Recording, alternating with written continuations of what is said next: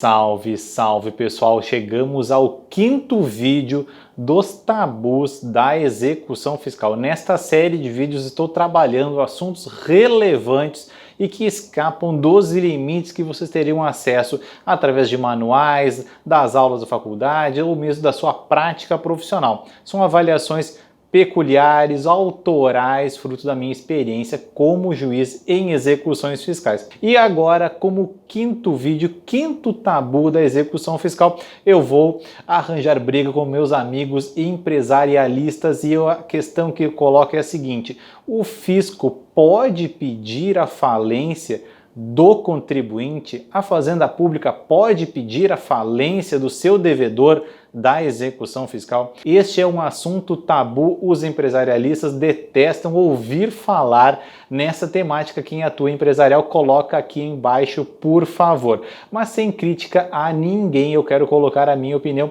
Na verdade, eu acredito que sim, que a Fazenda Pública podia, já mesmo antes da reforma da lei de falências, pedir a falência do seu devedor tributário. Veja só, a lei de falências possibilita que qualquer credor peça a falência do devedor que, sem relevante razão de direito, não paga um título protestado de valor superior a 40 salários mínimos, ou mesmo quando há uma execução frustrada ou quando há uma série de atos que configuram basicamente vulneração ao princípio da responsabilidade patrimonial, quando o devedor aliena bens, dá em garantia, reforça garantias, ou seja, agride a responsabilidade patrimonial que tem para com outros credores. Então, são basicamente três situações, de acordo com a liturgia original da lei de falências, que possibilitam a falência do devedor. Quando ele não paga, sem relevante razão de direito, uma dívida originada em um título submetido a protesto de valor superior a 40 salários mínimos, quando há uma execução frustrada ou quando há desvio de bens, reforço de garantias em agressão à responsabilidade patrimonial. Vejam só, qualquer credor sempre pode requerer a falência do seu devedor nestas situações. Claro, tem alguns outros requisitos que não vêm ao caso na nossa temática, mas a Fazenda Pública enquadra-se neste conceito de qualquer credor. Na verdade, a Fazenda Pública não pode ter um direito menor do que outros credores. Por isso, existem uma e que outra decisão de Tribunal de Justiça. O Tribunal de Justiça de São Paulo recentemente emitiu um precedente a esse respeito, possibilitando que a Fazenda Pública, utilizando desta abertura da lei de falências, pedisse a falência de um devedor tributário quando havia uma execução fiscal frustrada,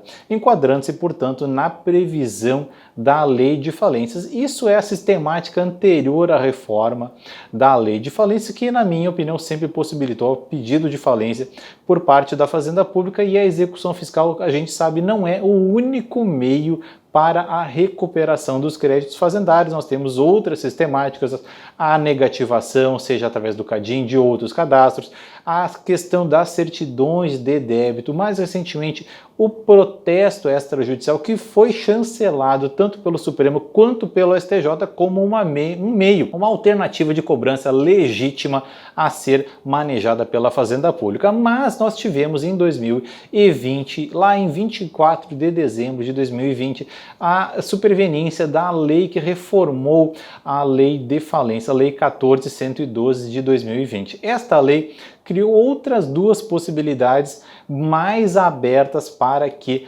a Fazenda Pública peça a falência do seu devedor tributário, e são basicamente duas, que são: quando este devedor celebrou um acordo de transação ou um parcelamento específico lá da recuperação judicial e isso não foi cumprido por este devedor, conferiu-se, portanto, o poder da Fazenda Pública pedir a convolução desta recuperação judicial em falência. Então nós tivemos essa inovação trazida à lei de falências por parte da reforma imposta pela Lei 14.112, trazendo, portanto, a possibilidade da Fazenda Pública requerer a falência do devedor que descumpre este tipo de acordo, seja de parcelamento no âmbito da recuperação, seja uma transação tributária. Nós temos também uma inovação consistente na possibilidade da Fazenda Pública requerer a falência nas situações de esvaziamento patrimonial. Bom, há críticas já com relação a essa possibilidade, está prevista lá no artigo 73 da Lei de Falências.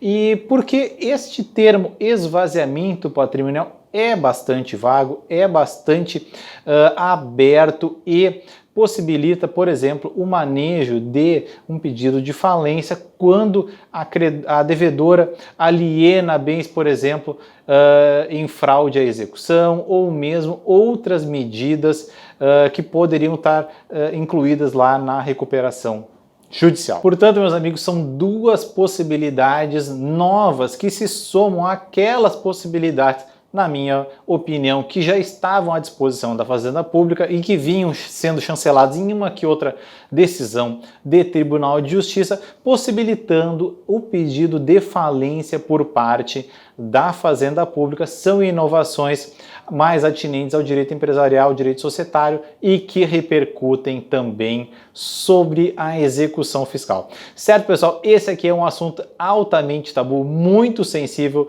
Todo mundo fica à flor da pele, com os nervos à flor da pele, em se tratando de pedido de falência por parte da Fazenda Pública. Certo, pessoal? Espero que tenha sido claro, espero que tenha sido informativo. Se não ficou, coloca aqui embaixo. Se tem críticas com relação a esse posicionamento também, compartilhe conosco, por favor. Será um prazer todos aprendermos juntos, fomentar conhecimentos em execução fiscal e demais cobranças tributárias. Certo, pessoal? Muito obrigado e até a próxima.